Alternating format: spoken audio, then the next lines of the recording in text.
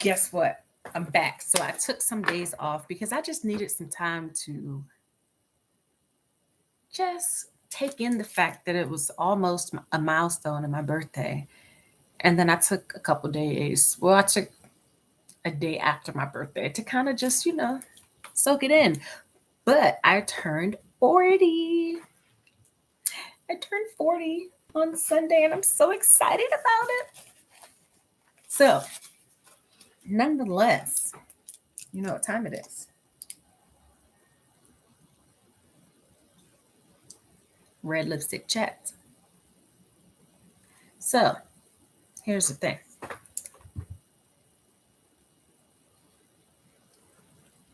I'm excited to be 40. I really am. I am just excited about the fact that I'm starting to be comfortable with who I am. Like the confidence is real. Now, I've had a lot of people tell me when I get into my 40s, like I'm going to be confident, I am going to be wiser, and I'm going to start to have these epiphanies that are real. Like, basically, like you're going to want people to accept you for who you are. You don't want, you're going to not want to please every single person. Like, they're just going to have to accept you for you. And I'm excited to encounter that because I'm a pleaser. Okay. And when I say that, when I'm working on something, I want to make sure that I do a great job and that the person is, the person loves my work as well. So that causes me a little bit of anxiety when a person say, "Hey, I got some feedback for you." But since September, yeah, I have been doing so much better with my feedback. And while I'm sitting here talking to y'all, I gotta find my eyebrows. Oh, look, y'all. I got new glasses. Y'all like them? I went to the eye doctor last week. Yep, I sure did. I was like, let me go to this eye doctor so that I can get my eyes checked. Because, when you turn 40, well, remember, I have endometriosis. I had a hysterectomy because um, I had a huge fibroid. And it was actually pretty painful. But I want y'all to know that hysterectomies are not the cure for endometriosis. There is no cure for endometriosis. Um, but I am lucky to say that I've gone 2 years without any serious pain. So I'm thankful for that. But nonetheless,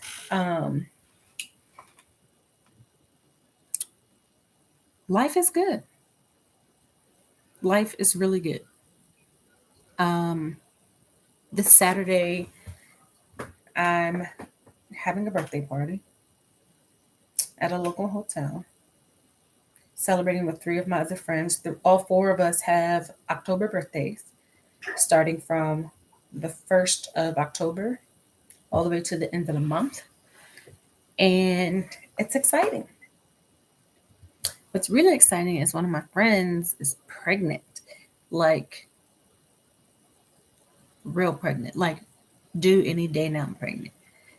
And that means her baby, which is a girl, she's going to have an October birthday too. I hope. Okay, technically she's supposed to have a C-section in November, but I need this baby to come out before 10/31. But the point is that she's going to be a Scorpio.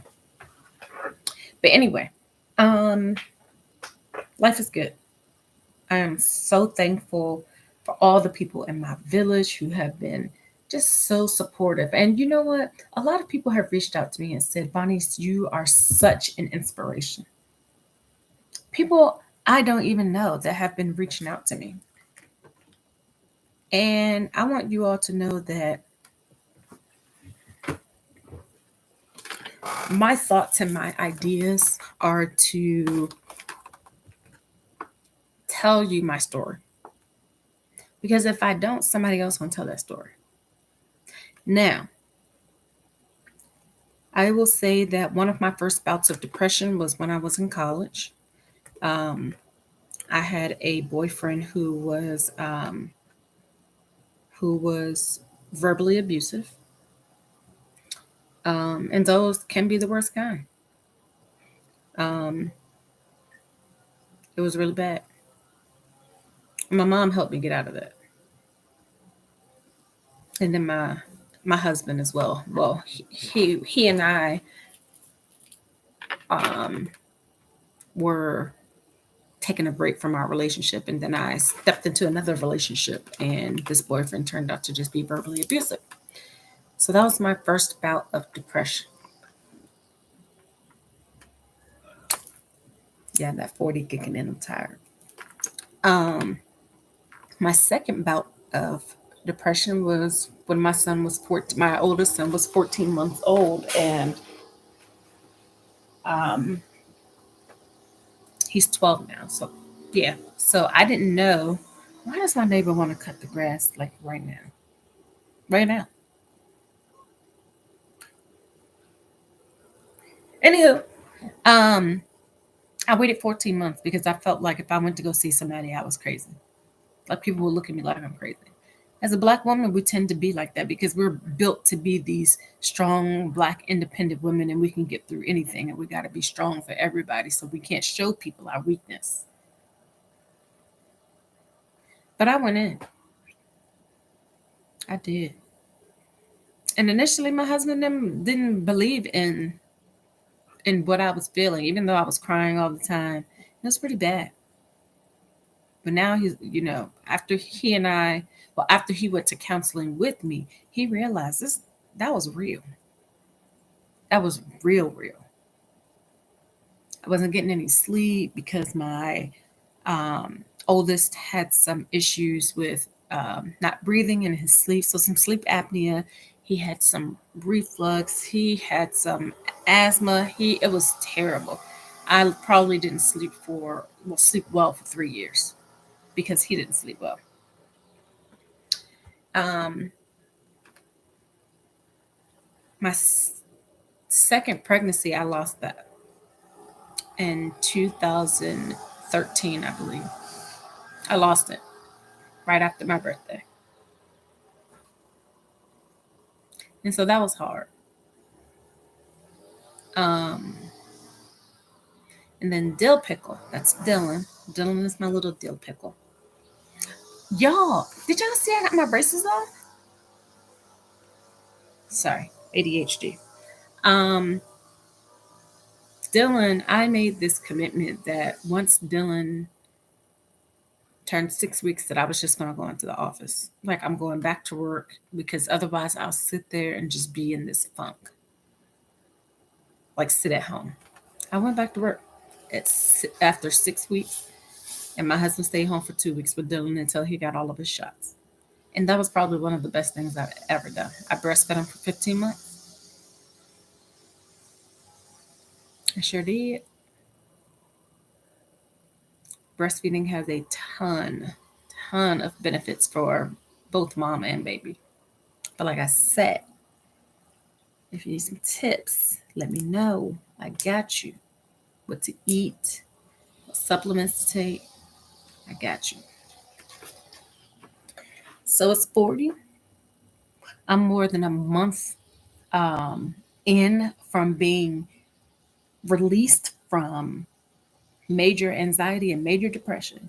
Now we're getting ready to go back into the office, and that has started back up the anxiety since Friday. I'm not kidding. Like my little poor baby, he's 5. He can't be vaccinated. And the vaccine that's about to get approved is for ages 6 to 11. The thing is, Dylan has asthma. He does. And it scares me. And Dylan doesn't have the option to go to school from home. Everybody has to be in the building. It scares me every day. Them little babies, they scare me because they're just in kindergarten, you know? But Dylan did say, he said, Mom, this girl at school, she was stressing me out because she didn't step back 6 feet. And I told her, give me 6 feet. That was tough because he was dead serious. I know he was. But nonetheless, I have to protect my kid and other people's kids by ensuring that I'm up to date and boosted up and all that stuff. Yeah. And right, I feel like it's affecting my kid, y'all. He's 5. He's we he and I were the only ones who had COVID in my house. And he's scared of it. He could sneeze one time and think he has COVID. Anyway, like I was saying, let's take care of each other. But we got to take care of ourselves first. Now, I could lead you to the water, but I need you to drink the water. Okay? Utilize those resources. Listen, I'm telling you, put on your calendar 3 times a day. 10 minutes for you to get away from your laptop. Just get away from it. Listen to a book, read a book. Sometimes you might need 15 minutes. Do it. Go sit outside. It's nice here in Northwest Arkansas. Go get you some vitamin D. Last Saturday I went to Arkansas. No, why did I say I went to Arkansas? I live in Arkansas. I went to Pine Bluff. Nope, I didn't go there either. I went to Little Rock. Sorry, I went to Little Rock for the UARC versus UAPB game, and we tailgated. And I took my truck um, because I have little people syndrome. I drive a F-150, and I sat in the bed of my truck while everybody else sat under the tent, and I just literally took in all the sun. Like if anybody could have taken in all the sun, it was me. I'm pretty sure all the rays were just like on me, and I felt great. It was fantastic. Get some sun. Get you a vacation this winter so you can go get you some sun. You know, seasonal depression. Oh my goodness! As soon as it starts getting cold, um, yes, the seasonal affective disorder. I'm telling you, it is real. Don't let it get you. And it's basically like a mood disorder, and it affects you at the same time every year. Depression, it affects you same time every year. And that's because there's less sunlight at certain times of the year, right? You're going to feel fatigue, depressed, you're going to have some hopelessness and even social withdrawal. But guess what the treatment is? The sun. If you can't get the sun, you need to go to therapy. When you go to therapy, you need to get some medication management. Okay? Because we don't need you being depressed most of the day, every day, losing interest in activities that you've enjoyed. And you can get seasonal affective disorder in the springtime. You can get it in the summer. You can get it at any part of the year. But it's more so in the winter. Like I said, you're going to have trouble sleeping. You're going to have poor appetite, weight loss. You're going to be agitated. Nobody wants to deal with that at all. So get you some light therapy. If you feel like it's taken you on, like the seasonal affective disorder or even the depression and anxiety, is taking a toll on you, and you feel like there's some hopelessness, you need to call 911 as soon as possible.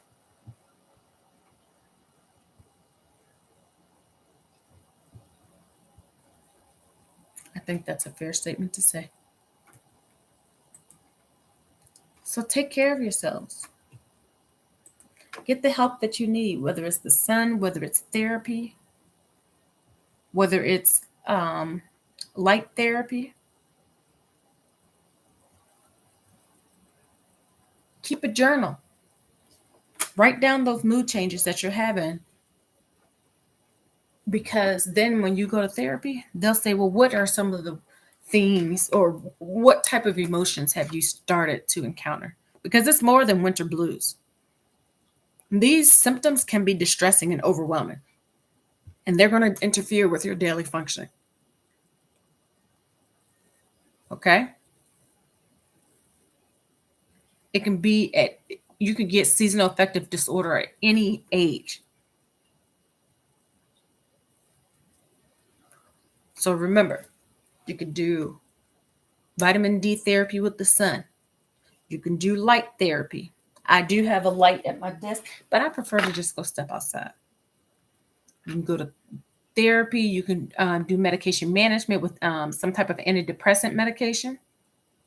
Now, they can improve on their own, like with the change of the season, but those symptoms can get so much better with treatment. I promise you. I really do. So, if you feel like you have these symptoms, I need you to seek some help. It's just like any other form of depression. It's important to make sure there's, no other medical condition that may be causing the symptoms. Seasonal affective disorder can be misdiagnosed too, but only a mental health professional can diagnose you. And they'll give you some therapy options. So with the right treatment, seasonal affective disorder, which is also short for SAD. No, seasonal affective disorder has an abbreviation, not an abbreviation, acronym of SAD, which is SAD, but it can be a manageable condition. Okay? All right. So be well. Put on your red lipstick, the Vaseline, get those. It's wintertime, y'all. We don't need scaly skin. Get lather it up. If you ain't got nothing else, you better go get some Crisco. You can go and get that from Walmart or Sam's Club. This is not a paid advertisement. Okay? I'm just saying. Your skin needs to be healthy, or else you're going to be itching. We don't have time for that. So, be well, be happy, be eager to get help. I'm here for you. I support you, and I love you all. Peace and blessings.